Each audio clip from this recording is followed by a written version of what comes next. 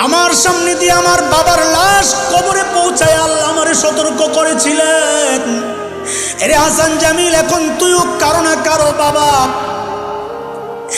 তোর সন্তানের সামনে দিয়েও একদিন তোর লাশ কবরে যাবে। আমি তাও সোজা হইনি, আমার সামনে দিয়ে আমার মায়ের লাশ কবরে গেছে। আল্লাহ আমারে সতর্ক করেছিলেন, এরে হাসান জামিল, তোর লাশ একদিন কবরে যাবে। আমি সোজা হই নাই। এইবার দাড়ি আর চুলের মধ্যে পাকন ধরছে। মানি কি? এরে বাবা মানি কি? ও মা মানি কি? মানি হচ্ছে আল্লাহ বুঝাচ্ছেন, রে আমার বান্দা, তোর কিন্তু পালানোর আর জায়গা নাই।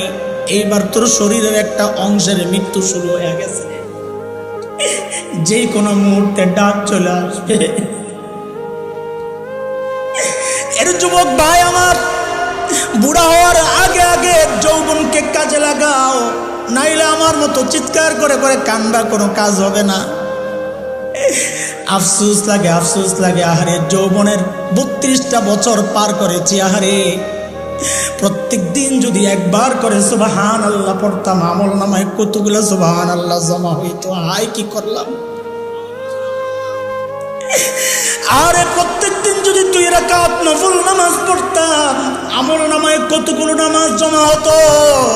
আয় কি করলাম, আয় কি করলাম, আয় কি করলাম। এরে ভাই, প্রতিটা মুহূর্তকে কাজে লাগাও, কাজে লাগাও। মালিকরে টাইম দাও। দুনিয়ার সবাই তোমার টাইম পায়, কিন্তু মালিক টাইম পায় না। ফেসবুককে টাইম দেওয়ার টাইম তোমার হাতে আছে, ইউটিউবকে টাইম দেওয়ার টাইম তোমার হাতে আছে, খেলোয়াড়দেরকে টাইম দেওয়ার টাইম তোমার হাতে আছে, নায়ক নায়িকাকে টাইম দেওয়ার টাইম তোমার হাতে আছে, বন্ধু বান্ধবের সাথে আড্ডা দেওয়ার জন্য টাইম তোমার হাতে আছে। বড় আফসোস আর আফসোস যে মালিক এত এত নিয়ামত দিচ্ছেন, ওই মালিকের টাইম দেওয়ার সময় তোমার হাতে নাই। এর জালিম, একটা গাছের দিকে তাকায়া দেখো, ওই গাছটাকে কি মনে হয় এমনি বুঝি দাঁড়ায় আছে? না না না, ওই গাছটাও দাঁড়ায়া দাঁড়ায়া মালিকের তাসবিহ পড়তেছে। একটা নিকৃষ্ট কুকুরের দিকে তাকায়া দেখো, কি মনে হয় কুকুরটা বুঝি এমনি দৌড়াইতেছে?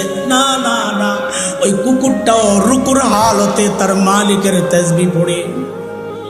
সাপ বিচ্ছুগুলারে পায়ে দোলা মেরা ফেলো, তোমার আমার খবর নাই। ওই সাপ বিচ্ছুগুলো সেজদার হালতে মালিকের তাসবিহ পড়ে।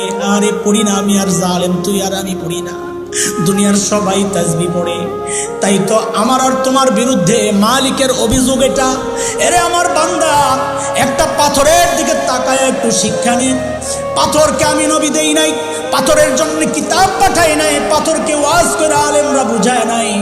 তাও দেখ, একটা পাথরের দিকে তাকায়া দেখ, পাথর থেকে ঝরঝর করে কিভাবে পানি পড়ে, আমার ভয়ে কান্না করতেছে।